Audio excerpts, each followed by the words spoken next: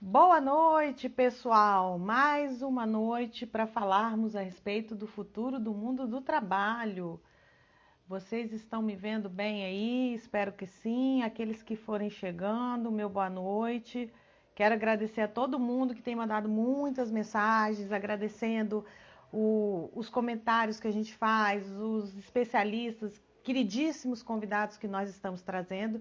O nosso objetivo aqui, o Mundo do Trabalho Mudou e Agora, é falarmos sobre o futuro do mundo do trabalho. Então, quando a gente fez a primeira live, eu sempre gosto de falar isso para quem está entrando pela primeira vez, o nosso objetivo era fazer lives durante um período e nós já estamos aí no final do ano, durante toda essa pandemia, desde maio, falando sobre temas super importantes, não só para mim, mas para você que está nos assistindo. Quero agradecer a todo mundo que vai começar a entrar e para aqueles que porventura perderam, depois assiste lá que tem muita coisa boa no nosso IGTV.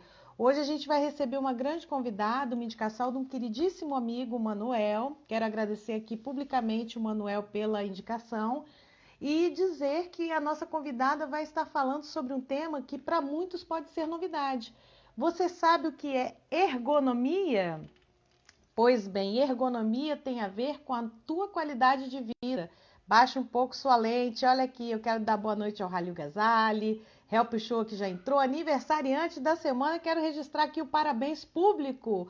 Mamãe que fez aniversário. Quero agradecer também a presença da minha queridíssima Anicéia, que sempre está conosco. Saudade, olha os comentários. A Anicéia gosta muito de fazer perguntas. A Nete já está conosco, é a nossa convidada. O meu queridíssimo Tiel Salatiel, um grande abraço. Bom, enquanto vocês estão entrando aí, eu vou comentar um pouquinho a respeito dessa nossa convidada. Anete Correia, ergonomista, uma profissão que para muitos pode ser novidade, mas você que preza por qualidade de vida no teu ambiente de trabalho, você depende de um olhar técnico de alguém. E essa pessoa é a Anete. Ela que fez design, ela que tem um currículo extenso, que vai falar aqui pra gente no comecinho da nossa live, ela vai trazer dicas e algumas considerações e reflexões sobre a importância de você ter um ambiente de trabalho, um ambiente esse que pode também propiciar boa produtividade e, para muitos, que pode ser novidade, lucratividade das empresas. Empresas que investem em prevenção, elas com certeza têm mais resultados, porque as pessoas que estão na empresa vão se sentir mais acolhidas do ponto de vista da saúde laboral. Então, esse é o nosso objetivo, discutirmos qualidade de vida no trabalho. Então, eu quero agradecer a todo mundo que está entrando, a minha coordenadora Leda, um grande abraço, minha coordenadora agora também na Universidade de Vila Velha, a Clotilde Souza, Cristiano Ceruti, queridíssimo, que um luxo, sempre está conosco. Bom, eu quero aqui chamar agora a Aniceia, olha só a doida, e a doida sou eu aqui, tá, gente? A Nete, para poder falar um pouquinho, só para vocês perceberem o quanto essa matéria é importante, o quanto esse tema é fundamental para que a gente possa ter qualidade de vida no nosso espaço físico de trabalho. Além de uma boa cadeira, de uma boa mesa, de uma boa iluminação, a gente precisa de uma série de outras questões que muitas vezes não são observadas pelas empresas. Sim, quando a gente fala de ambientes tóxicos, que nós falamos, por exemplo, de assédio moral, nós não estamos simplesmente falando de ambientes onde temos pessoas, nós temos também uma série de outras questões estruturais que fazem diferença na saúde do trabalhador. E, infelizmente, com essa pandemia, nós tivemos uma mudança significativa no ambiente de trabalho. Muitas pessoas passaram a trabalhar em casa. No primeiro momento, nós tivemos esse impacto para todos, praticamente, só aquelas profissões que não conseguem ter sua, digamos assim, o seu desempenho profissional fora do ambiente físico de escritório, que não conseguiram continuar com uma modificação. Opa, Nete, o que, que aconteceu aqui que você não entrou? O que, que houve? Vamos lá, vamos ver o que aconteceu aqui. Vou chamar você de novo. Vamos lá.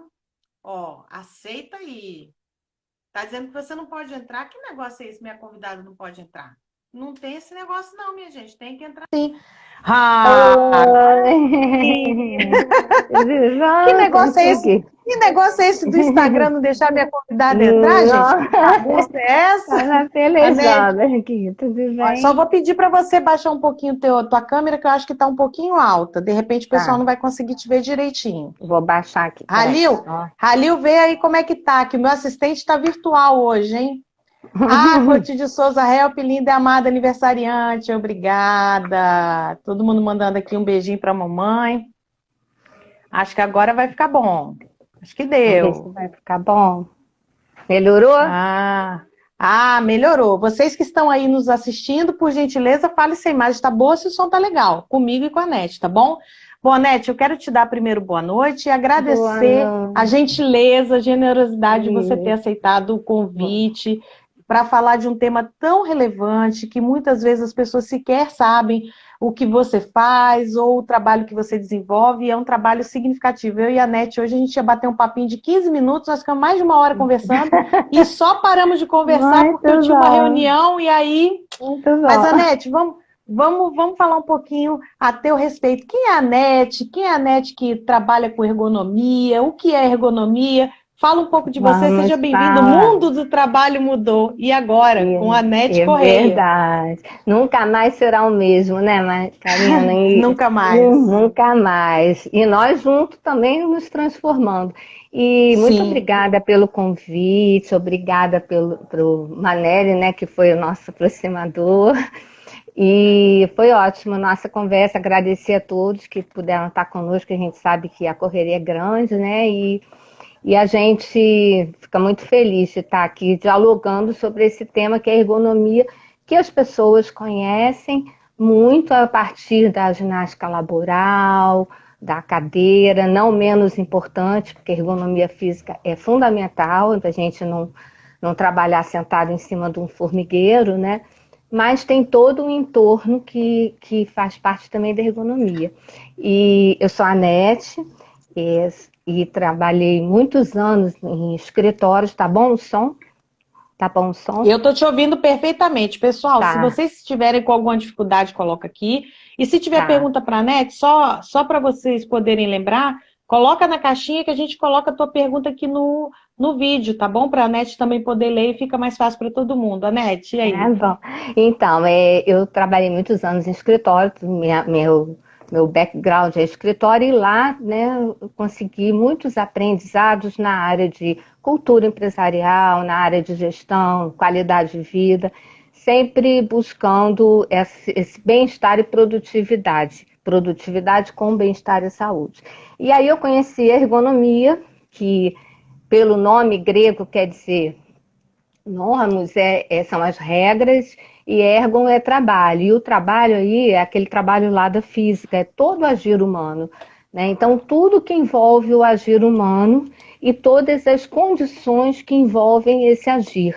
Para que se estuda isso na ergonomia? Para potencializar, para melhorar essa capacidade de desempenho do ser humano com saúde, respeitando as suas limitações e as suas diferenças individuais. E aí me apaixonei pela ergonomia, me especializei na engenharia de produção, na COP, e fiz. Em 2015 eu fui buscar o mestrado já para entrar na área de pesquisa, que depois de ir a campo a gente começa a querer também fazer a pesquisa, aprofundar na pesquisa. E aí eu começava a ver que, pela minha vivência em escritório, a gente ia lá, fazia a adaptação do escritório todo ergonômico, mas com as tecnologias móveis, o escritório passou a ser qualquer lugar. Você deixava o escritório todo prontinho, ergonomicamente preparado, mas as pessoas trabalhavam no aeroporto, em casa, no sofá, no coworking, no hotel.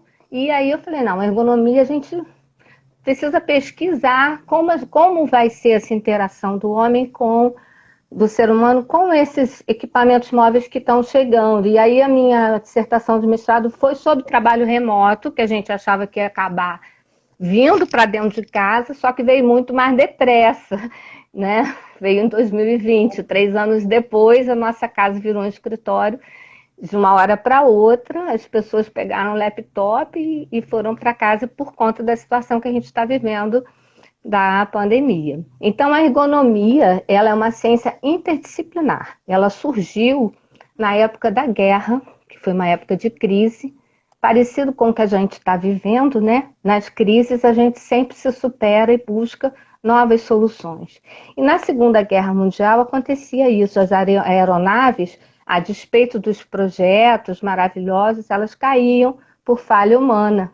Os engenheiros revisavam, então juntaram psicólogos, médicos, antropólogos, físicos, vários saberes para se debruçar em cima daqueles projetos desenhistas industriais para verificar como é que o homem interagia com aquela máquina e o que conduzia ao erro. E perceberam que os sistemas de alarme, as comunicações de alerta eram confusas, eram ambíguas, e estavam causando, induzindo ao erro.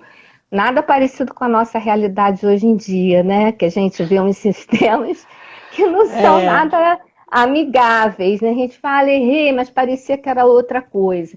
E essa é uma área também da ergonomia dentro do design, que é a usabilidade dos sistemas, muito agora em voga para que se desenvolva sistemas centrados no usuário.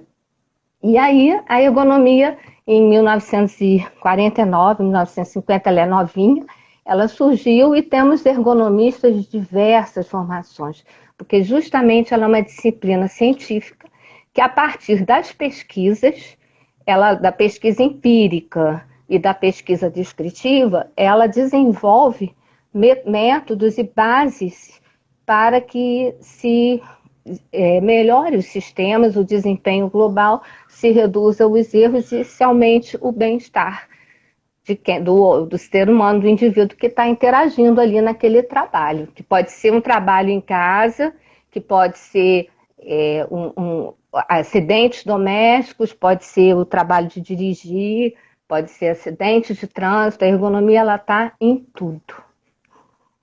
Fantástico, e a gente nem imagina que está cercado de tantas coisas relacionadas à ergonomia, porque, ao contrário do que muita gente pode pensar, é uma especialidade, mas ao mesmo tempo ela se torna generalizada no âmbito da sua aplicação.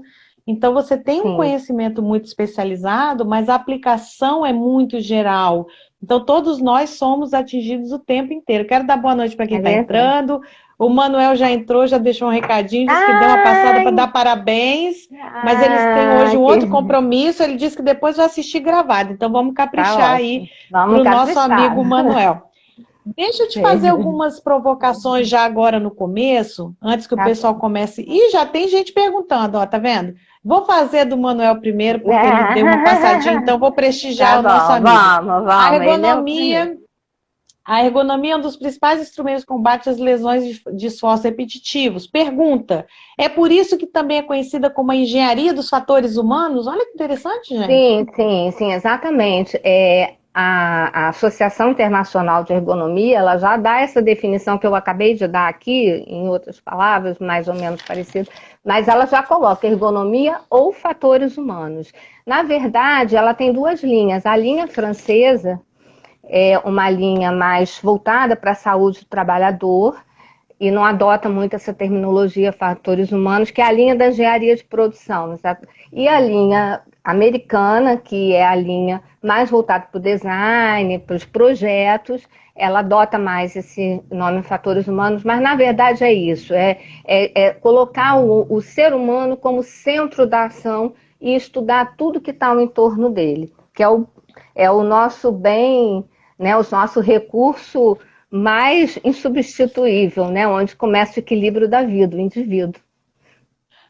A gente teve a oportunidade de conversar um pouquinho antes dessa live hoje e foi assim uma super aula que a NET me deu, e uma das coisas que ela falou, de tantas coisas interessantes, ela colocou uma coisa bem legal e uma frase que me impactou muito, eu até anotei. Ela disse assim: a pandemia não justifica condições precárias de trabalho.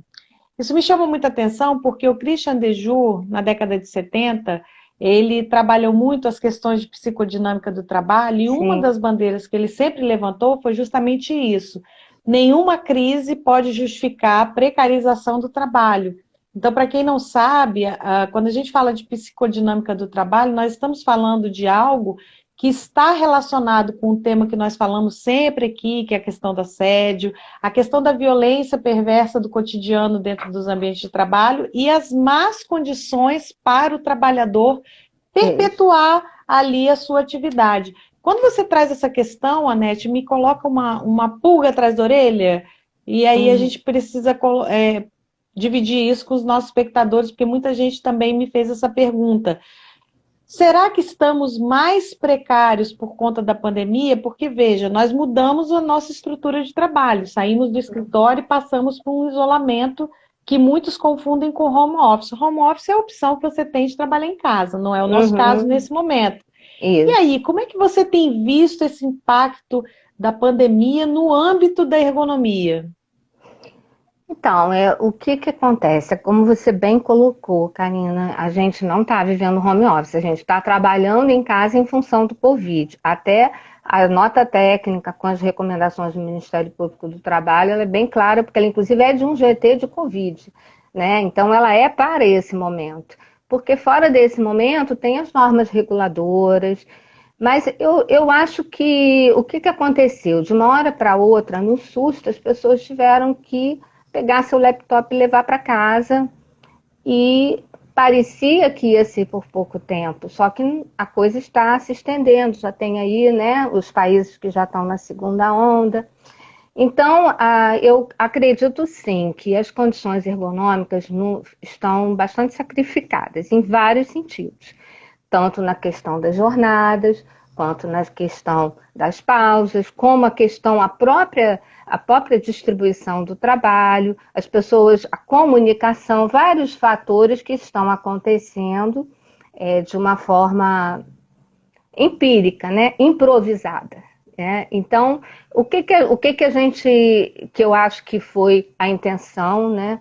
Até porque já começaram algumas ações, né, em relação a isso, ações trabalhistas, mas mais importante do que isso, que não é menos importante, é realmente os danos à saúde, né? São as lesões, são as questões emocionais, porque as pessoas estão vivendo momentos de perdas, estão vivendo momentos de medo, medo de desemprego, medo de ser esquecido, porque tem comorbidade estar no home office e às vezes não é em estado a trabalhar, não é só a sobrecarga do trabalho que é um problema também, o esvaziamento do trabalho também é um sofrimento psíquico.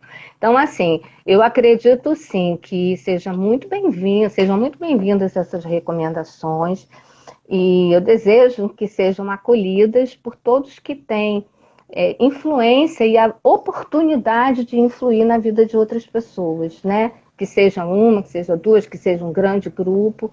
Eu acho que realmente a gente precisa olhar as condições de trabalho, sim, até para que seja sustentável, porque a gente já está há muitos meses e as lesões, elas começam a acontecer em todos os âmbitos, aos poucos, pela situação prolongada, e a gente já está vivendo isso, né? Emocionalmente, tem Sim. várias pessoas com afastamentos por conta de questões sérias, né? De emocionais, de assédio.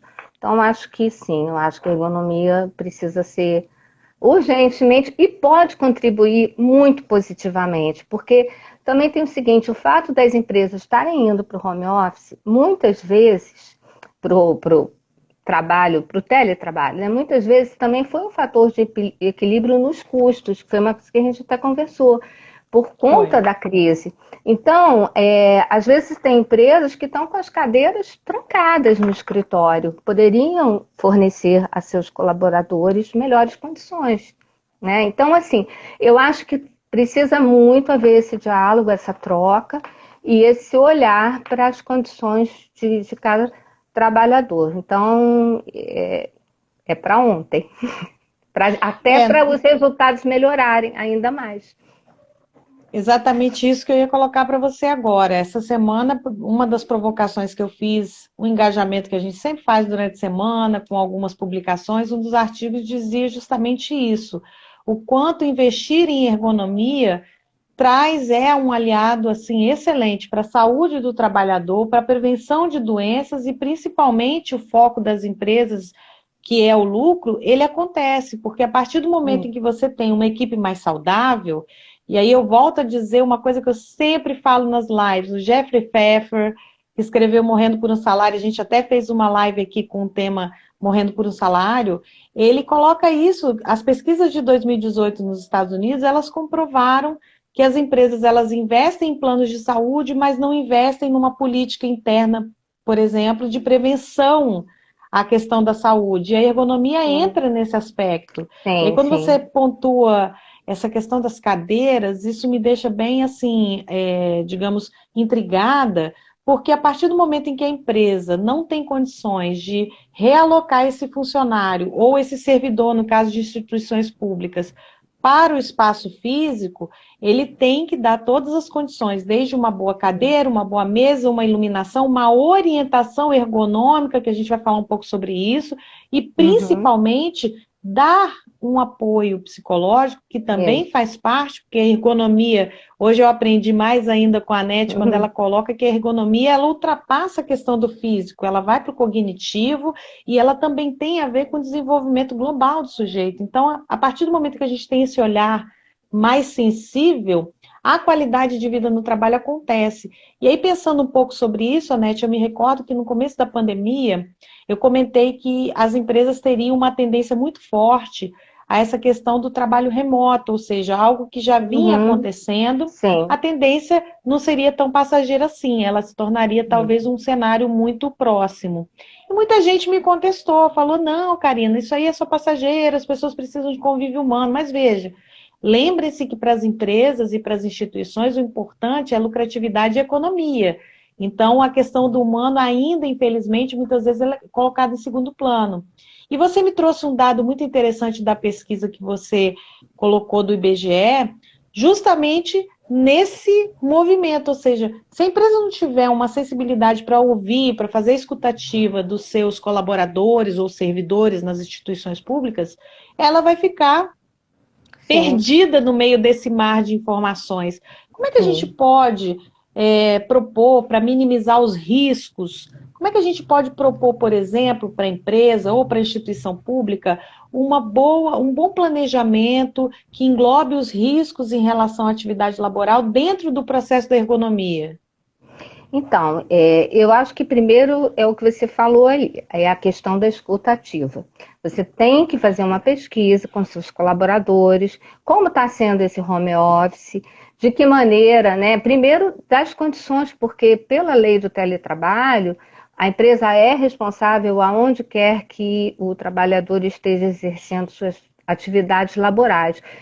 Como não se está num teletrabalho típico, muitos contratos não foram refeitos, né, não foram repensados, não foram assinados, e com isso as empresas também estão muitas vezes se omitindo dessa questão de dar essa condição não só dos bens materiais, dos equipamentos, ou reembolsar, no caso, porque muita gente, por exemplo, não tinha conexão, não tinha nem condição. Teve gente que, por exemplo, tinha uma conexão fraca, que não tinha como compartilhar o sinal com a casa inteira.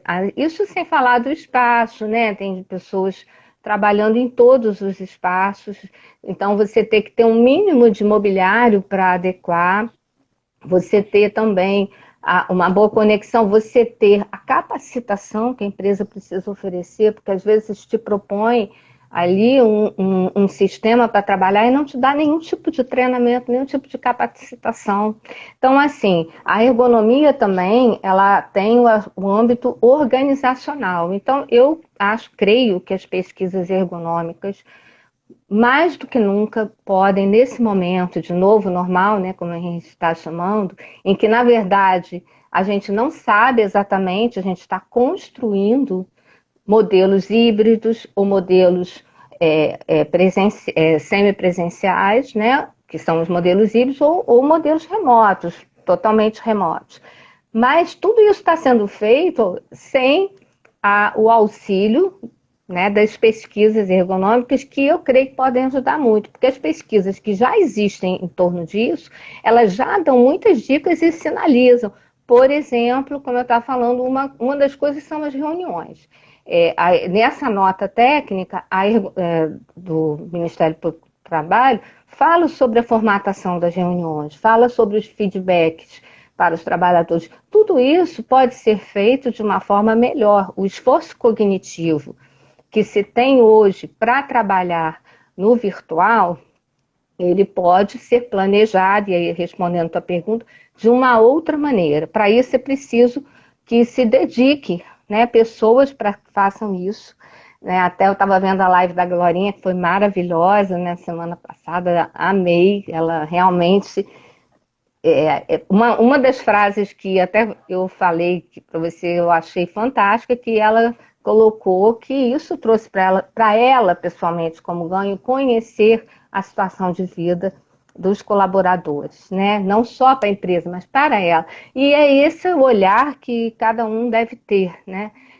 Que essa oportunidade é única. Estamos todos lineares, todos com medo do vírus, chefes, ou colaboradores, ou líderes, estamos todos na mesma situação nesse aspecto, e eu acho que a gente pode, com instrumentos formatados e direcionados para o bem-estar, conhecer cada situação e fazer as adequações. Então, por exemplo, as reuniões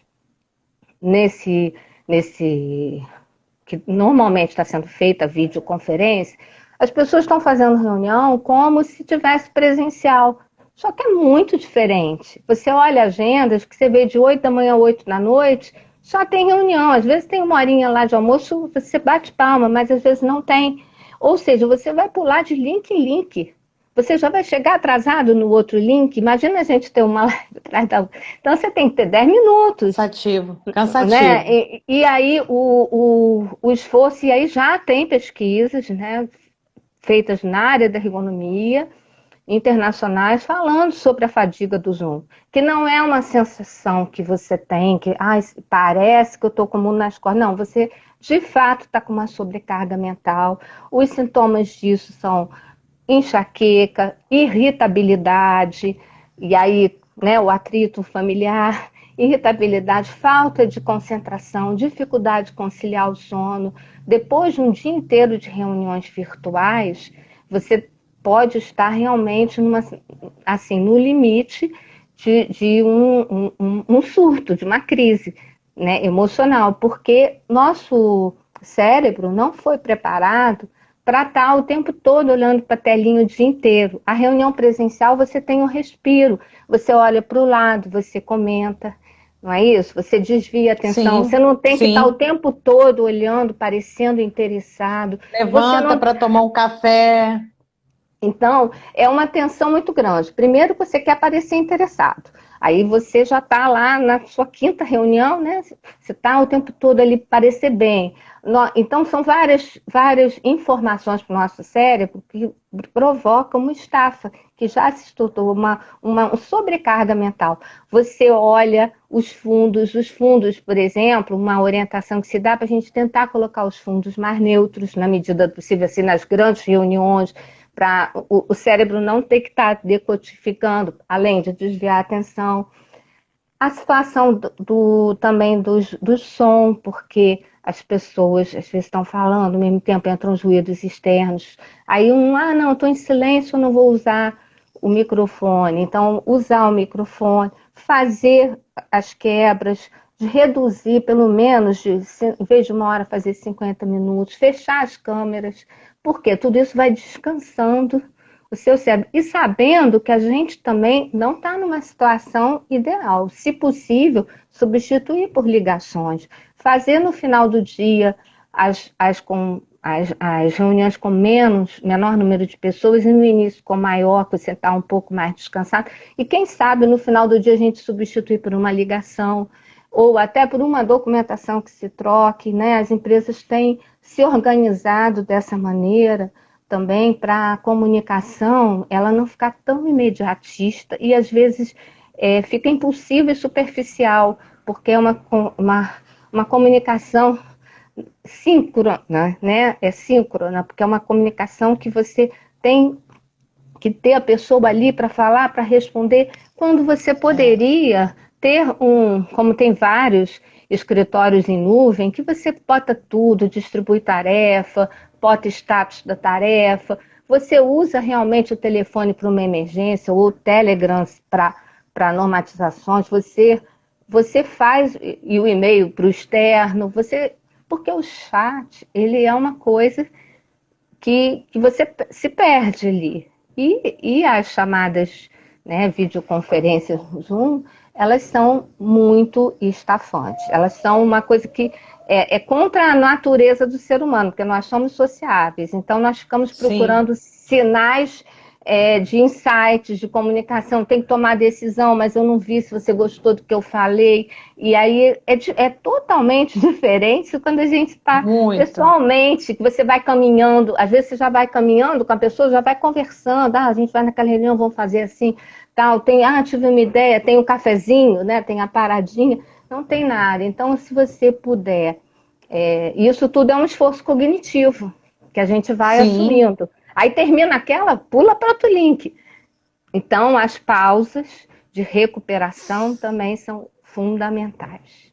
São necessárias. Eu até aprendi uma frase que eu reproduzo muito, né? Eu tive a oportunidade de estar já com a jornalista Isabela Camargo algumas vezes, e ela sempre fala sobre isso, inclusive no livro dela, que eu até comentei um dia num vídeo, Dá o Tempo, essa questão da gente precisar dar essa pausa voluntária para que a gente não seja pego numa pausa involuntária. E quando você coloca essa questão da exaustão por Zoom, é uma situação que traz um transtorno psíquico para a pessoa que até pouco tempo nós não tínhamos essa configuração. Porque o Zoom, ele era utilizado para as pessoas fazerem ali um encontro casual, bater um papo, ou até mesmo uma reunião de trabalho, mas excepcionalmente fazer isso de maneira remota. E hoje a gente sai de janela para janela e é exaustivo. Nós já temos pesquisas que mostram essa questão do uso excessivo e recomendando, inclusive, para quem usa óculos e que,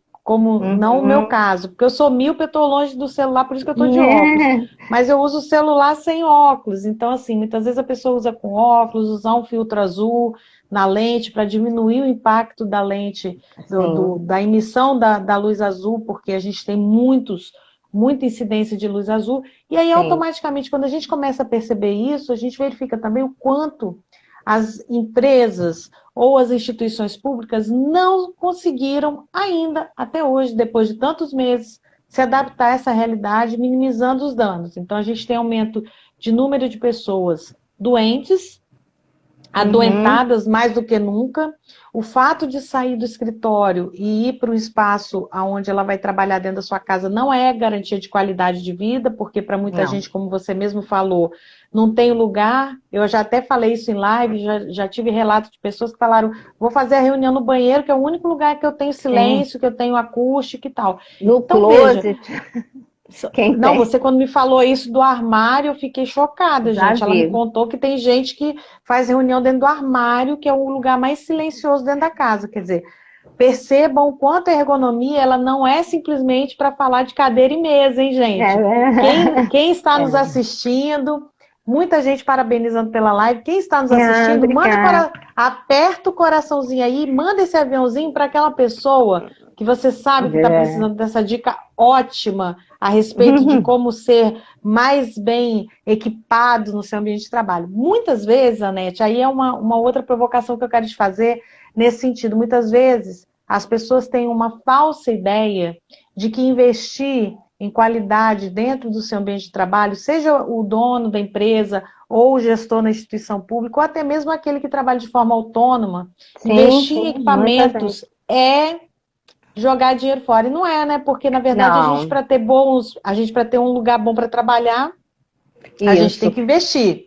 Exatamente. Então, aí você tocou num ponto importante, porque tem muitas pessoas que são autônomas, a gente está falando dessas recomendações da nota para a empresa, mas quem é autônomo faz para si mesmo, porque vão funcionar igualzinho. Então, esse investimento é um investimento necessário. Se você passa muito tempo sentado na postura sentada, você que já não é uma postura ideal para o nosso corpo é dinâmico, então o ideal é você, a cada 20 minutos, você se levantar, caminhar, ficar de pé, porque o esforço estático, ele é um esforço real. Além disso, assim, a gente tem a gravidade e a gente tem a imobilidade. Então, se você levantar, chegar na janela. Outra questão é olhar ao longe, porque existe a questão muscular também, visual. Então, se você chega na janela e olhar lá longe, 6 metros de distância, você vai fazer um relaxamento visual. Você fica de olho vidrado o tempo todo no computador, isso também vai te causar um outro desgaste e a mesma sensação, né, de peso, de fadiga e outras patologias com o tempo. Então, eu acho que você investir numa boa cadeira seria um bom começo, né? Porque assim como você chega no seu carro, no carro da família, e você adequa lá o seu banco, o espelho, tudo, a sua estação de trabalho, onde você vai produzir, ela precisa também ter essa adequação.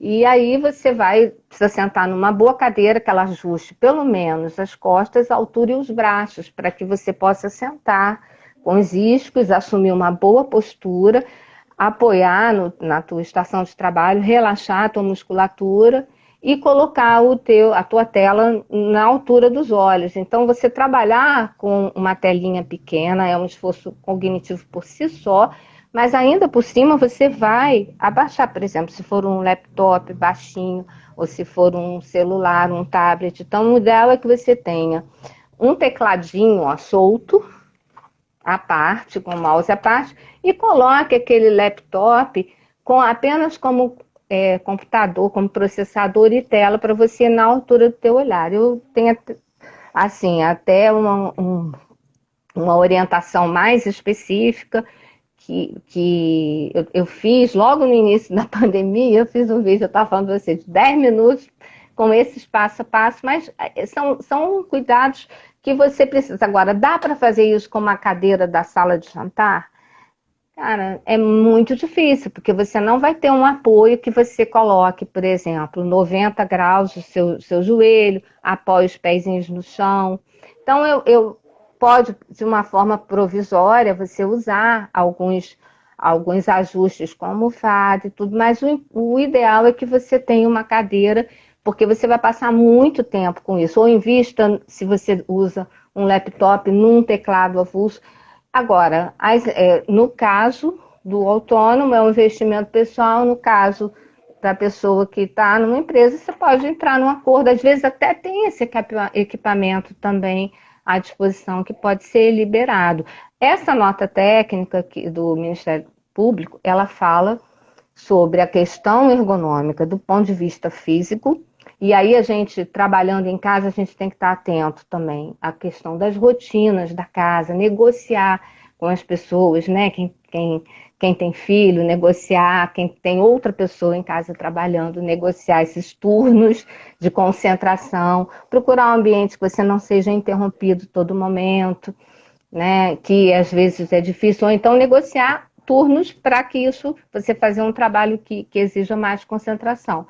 E também ver a questão dos reflexos de luz, porque a tela não pode, por exemplo, estar de costas para uma entrada de luz, para que não cause sombra, para que não cause reflexos, contrastes sobre a tua visão. A questão também, tudo isso você mesmo vai fazer de uma forma empírica, mas uma avaliação ergonômica que pode ser proporcionada para o caso de quem tem empresa, pode ser feita, inclusive de maneira virtual. Pode ser muita coisa, pode ser orientada, e é disso que trata a nota técnica, né? Que é necessário que haja orientação ergonômica e os ajustes necessários para os trabalhadores. Além de um dado muito interessante, que até comentei com você, que é a etiqueta digital. Etiqueta digital que entra aí como um termo relativamente novo, né? Mas já se falava um pouquinho. Eu lembro que eu até mencionei isso na minha dissertação, mas do ponto de vista das relações pessoais de trabalho, de interrupção. Mas ali aparece claramente que é o direito à desconexão.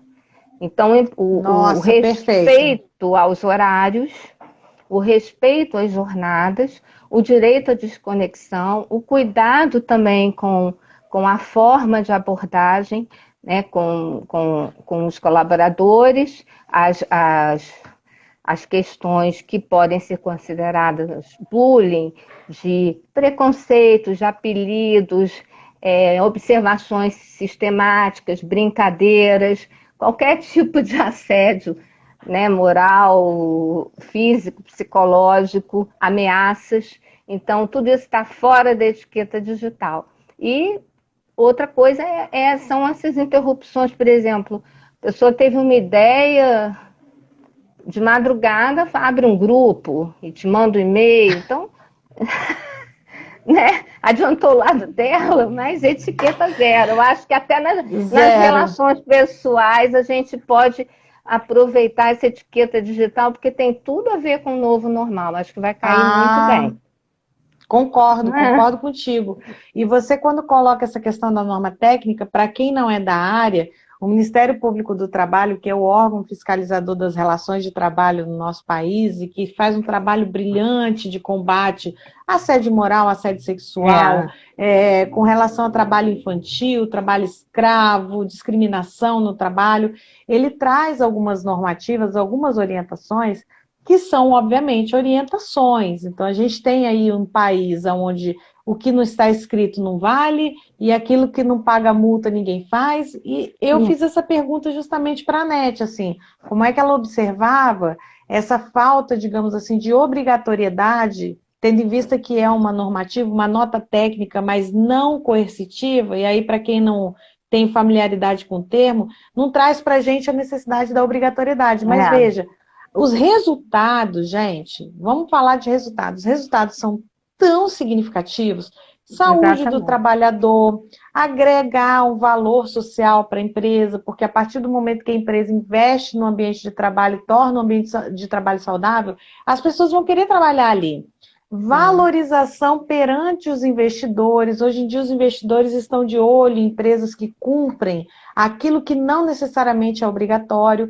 E nas instituições públicas, nós temos aí um esvaziamento por conta do grande número de pessoas adoentadas e aquelas duas figuras que eu já tive a oportunidade de falar aqui, que são o presenteísmo e o absenteísmo. Ou seja, muitas vezes pessoas doentes que querem trabalhar porque tem medo do desligamento ou do isolamento, e pessoas que estão trabalhando, mas é como se elas não estivessem ali. Está de corpo, mas o pensamento longe.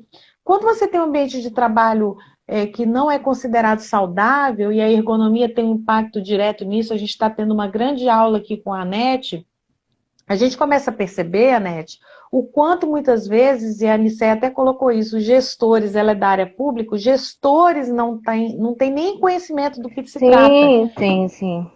Exatamente. E aí nós temos mais desafios, não é isso? Exatamente. Então, os gestores têm os principais desafios. Nesse momento, eles estão também bastante esmagados aí nessa situação de incertezas, né? Até para nortear os seus times. Mas a ergonomia, ela tem alguns conceitos que são muito básicos. Por exemplo, que o conhecimento está onde o trabalho se realiza. Então, essa comunicação frequente com os trabalhadores, ela vai ajudar, né, essa abertura, vai ajudar, inclusive, a trazer soluções inovadoras para novos problemas, porque os problemas que a gente está tendo nesse novo formato não são exatamente iguais, eles não têm a mesma conformação, nem sequer do teletrabalho que até então se tinha, que era em coworking, em hotel, tal. É uma outra situação. As pessoas estão em casa, os filhos sem escola, os avós isolados e sem, muitas vezes sem ajudante, então é uma outra conformação. E ainda por cima, a gente tem a questão das possibilidades de desemprego, que está sendo medo geral. Então, isso que faz o quê? Tende que a pessoa vá além do seu limite. Só que isso vai acabar da forma que você falou, não adianta. Se a pessoa vai além do seu limite, é feita a pausa. A pausa, ela faz parte da jornada de trabalho. Ela precisa fazer a pausa. Ela precisa, a cada 20 minutos, levantar 2, 3 minutinhos. Não é para se envolver em outra atividade, mas é para fazer uma ligação, às vezes, do próprio trabalho, chegar na janela, olhar, voltar, beber uma água, voltar. Ela precisa fazer as pausas de alimentação, ela precisa fazer as pausas de final de jornada e de fim de semana ela precisa desconectar. E, de preferência, já que você está trabalhando online, que seu lazer não seja online, né? Que seu lazer, até porque existe uma questão de etiqueta digital com a sua família também, né? Porque do mesmo jeito que a tecnologia aproxima quem está distante, ela pode distanciar quem está perto. Então a gente precisa estar perto também, né? Então cuidar da planta, né? Um bichinho de estimação, conversar, fazer as coisas que não são digitais e até para poder criar esse estilo também, né, de exemplo, porque às vezes a gente reclama, né, das crianças, mas a gente também está passando esses modelos, né, assim como as questões do meio ambiente. O meio ambiente agora, com essa situação das pessoas não estarem com tanta mobilidade, né, no urbano, a mobilidade urbana melhorou e o meio ambiente melhorou também. As pesquisas sinalizam que as pessoas querem continuar nesse modelo, pelo menos ficando 2 ou 3 vezes em casa. Então, mais do que nunca, a gente tem motivos para entender quais são as melhores formas de trabalho e as empresas que puderem assumir os trabalhos contratarem pessoas para estarem voltadas para o bem-estar das pessoas que está inteiramente ligada à produtividade, porque um maratonista não corre com uma pedra dentro do tênis, né? Ele pode até correr, mas ele vai correr menos do que ele correria sem a pedra. E a ergonomia, ela vê isso, ela vê os custos humanos do trabalho. Ela pesquisa isso. Então, hoje, a gente tem ergonomistas no mundo inteiro pesquisando as atividades que estão sendo feitas nesse novo normal. Então, e dando dicas, e dando experimentações, porque cada situação você pode funcionar aqui, para o outro não, mas tem algumas situações que são lineares. Todo ser humano precisa da pausa, todo ser humano precisa desconectar. Né? Então, a gente pode assumir isso para a nossa vida daqui para frente, porque vai fazer parte do novo normal pós-pandemia também. Eu queria até fazer um link com isso que você acabou de falar. Eu tenho pesquisado muito o número que tem aumentado, infelizmente, de pessoas com ideação suicida e até mesmo suicídio com relação ao trabalho. Eu fiz até um artigo sobre isso, saiu no jornal, teve uma boa repercussão, e também saiu um artigo meu na revista Veja falando um pouco sobre essa questão. No Japão, por exemplo, as pessoas, que é o país onde a gente tem um registro altíssimo de pessoas que se matam com relação ao trabalho, e aí quando eu falo com relação é porque não apenas no ambiente de trabalho, mas às vezes eles cometem fora do ambiente de trabalho e a exaustão que existe por conta do trabalho leva muitas vezes a pessoa a infelizmente, a esse fim. E quando a gente observa o Japão como exemplo, e eu li uma matéria falando um pouco sobre essa questão, a gente precisa tomar bastante cuidado, pessoal, justamente pelo fato de que a pandemia está mais do que nunca nos aproximando dessas realidades que pareciam tão distantes.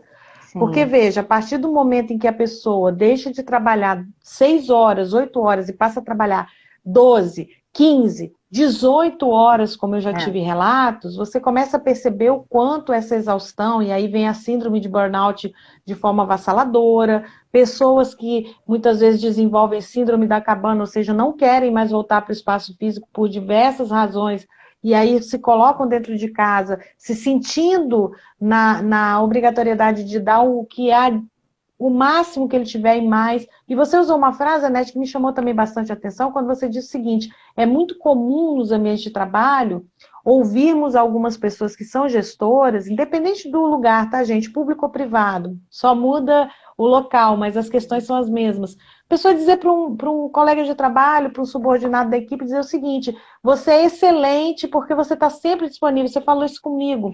E me chama É, muita atenção, gente, porque diminuir a capacidade técnica e colocá-la no mesmo patamar da disponibilidade de tempo é incompatível, a pessoa vai sofrer, ela precisa se isso, desconectar. E esse direito à isso. desconexão que você falou brilhantemente traz para a gente a necessidade da gente dar aquela pausa involuntária Sim, mesmo. sim, sim. Aquela E pausa voluntária, melhor dizendo, para não ter a involuntária. ah, E é aí, verdade. pensando nesses minutinhos, que parece que não, Anete, mas a live já está terminando. Faltam poucos minutos, um pouco mais de 8 minutos para o Instagram não derrubar a gente. Eu quero agradecer a todo mundo que está nos assistindo, aqueles que vão nos assistir depois, indiquem a live. Semana passada a gente teve um contratempo, a nossa live caiu, mas foi muito bacana porque as pessoas voltaram e a gente teve uma repercussão muito boa, também falando sobre o home office de sucesso, uma boa gestão. Eu queria te perguntar nesses minutinhos finais, aí eu passo a palavra para você já fazer as suas considerações. Se você tivesse que dar algumas dicas de ouro para as pessoas, como aproveitar mais, ou conhecer até um pouco mais sobre ergonomia, para poder aplicar isso no seu trabalho, aquele que não tem um gestor esclarecido, não tem uma empresa ou uma instituição pública que investe em prevenção, quais seriam as dicas que você daria para uma ergonomia ser implementada no nosso dia a dia com muito sucesso, independente de estar ou não numa empresa ou numa instituição pública que faça isso por si Sim, só? sim, excelente. Exatamente, Karina. A minha motivação, eu em junho abri uma página no Instagram, porque, na verdade, eu estava fazendo uma pesquisa acadêmica sobre home office, sobre trabalho remoto, e com a pandemia, eu achei que tantas pessoas colocando conteúdo gratuito, a forma de ajudar, para colocar dicas exatamente para você conseguir entender como é que funciona, né, o teu corpo, o que te faz bem, o que te faz mal, entrar em contato e você mesmo conseguir se organizar independente, até porque a gente está caminhando para uma situação de mobilidade mesmo do trabalho. Então as pessoas você pode estar aqui, a tua empresa arrumou aqui, você chega no hotel, você tem que saber o que é bom para você, o que não é o que está te fazendo mal. Então eu disponibilizo, a página tem muitas dicas, quem quiser mandar foto também, ou fazer alguma pergunta também, estou à disposição. Dica de ouro, eu diria que assim, tem uma boa, se você vai trabalhar sentado, tem uma boa cadeira. Uma cadeira que tem ajustes, ajuste de costa, ajustes de altura e ajustes de braço, para que você possa buscar uma posição confortável, e aí lá tem a orientação que dá para você fazer como se você estivesse ajustando ali o seu, a sua cadeira no seu carro. A outra dica é que você fique ligado em qualquer foco de desconforto, porque a ergonomia está ligada nos constrangimentos da tarefa. O que são os constrangimentos? As interrupções, os ruídos. Você, por exemplo, uma coisa que você pode usar em casa, se você trabalha num ambiente barulhento, é um fone com abafador. Mas tudo isso são situações que vão minimizando o problema, mas não acabam com ele, né? E outra coisa que eu acho é você buscar, se você mesmo ter uma disciplina, uma rotina.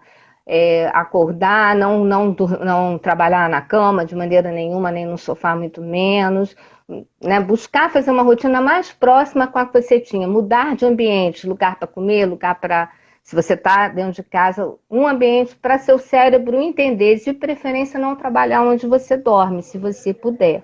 para que você tenha um sono de qualidade, né? Para você realmente, que é o sono que nos descansa, que nos carrega de energia, que melhora a nossa imunidade, que é tudo que a gente precisa nesse momento. Tá bom, eu daria... Maravilhoso, gente. Olha, é tanta dica que se eu tivesse que anotar tudo aqui, eu ficaria só anotando. Mas assim, como tem muita gente que faz as provocações, faz as perguntas, eu não posso deixar de te parabenizar por esse trabalho, dizer que é um Obrigada. trabalho extremamente relevante. Vamos divulgar, gente. Ergonomia é vida. Isso aí faz muito sentido no seu trabalho. A NET tem essa página no Insta, a NET com 2 T's, Correia. Ponto Ergonomia. ergonomia. Acertei? Acertou, Karen. Quem tiver dúvidas, olha lá no nosso folderzinho que tem o endereço dela, mas se tiver alguma dúvida, entre em contato com a NET, ela está super É, disponível para contribuir, para ajudar. é verdade. E eu quero, assim, te agradecer pela tua generosidade de estar Nada, aqui querida. conosco, dividindo Nada. e ensinando, porque a Que gente isso. aprendeu muito, eu tenho certeza. Quero agradecer mais uma vez ao Manuel, que fez essa super Sim. conexão. Manuel, um grande abraço, que ele vai assistir depois a live gravada, que Vai. ele disse que tinha que dar uma saidinha. Quero agradecer a todos que estiveram aqui conosco e convidá-los para a semana que vem. O mundo do trabalho mudou e agora a gente vai falar de um tema que também foi muito pedido. Nós vamos falar de coração. Eu vou Ah, receber a cardiologista, doutora em cardiologia e médica do Hospital Naval de Brasília, Stephanie Molan, que foi minha aluna, que queridíssima no curso de bom. auditoria, e ela arrumou um tempinho no meio de tantos plantões para nos atender. Ela vai falar sobre o impacto do trabalho no nosso coração. Doenças Outro dia. coronarianas, Que bom. doenças da mente, têm relação com o nosso trabalho também, gente. Então fiquem Sim. atentos. Quando você fala que você está sofrendo, às vezes essa dor que você sente pode não ser um problema coronariano, mas pode ser. É bom ficar atento. Então muitas Sim. vezes a pessoa fala, estou tendo infarto, mas ela está com síndrome de burnout. Então tem que ficar de olho. Então a gente vai receber a Stephanie, que é uma grande pesquisadora, com muitos artigos publicados, inclusive recentemente publicada 2 vezes nos Estados Unidos, e ela vai trazer grandes reflexões para a gente a respeito desse impacto do trabalho na nossa vida como um todo, na nossa saúde, mas em especial no nosso coração, órgão tão Uhum. importante para que a gente continue aí produzindo bastante, contribuindo. Eu espero que vocês tenham gostado. Anete, mais uma vez, muito obrigada. Uma Eu que excelente noite para agradeço. todos. Se cuidem, gente, que é o que a gente pede sempre. E quinta-feira que vem, 8 horas, eu espero vocês aqui para a gente falar sobre o mundo do trabalho mudou. E agora, semana que vem a gente vai falar de coração. Vem comigo para saber mais. Anete, obrigada. Gente, boa noite. Muito Parabéns, obrigada. Karina. Obrigada. Tchau. Parabéns para Parabéns você pelo também. trabalho. Tchau. Obrigada, muito Obrigada. obrigada. Tchau, gente. Obrigada. Boa Tchau. noite. Tchau, tchau.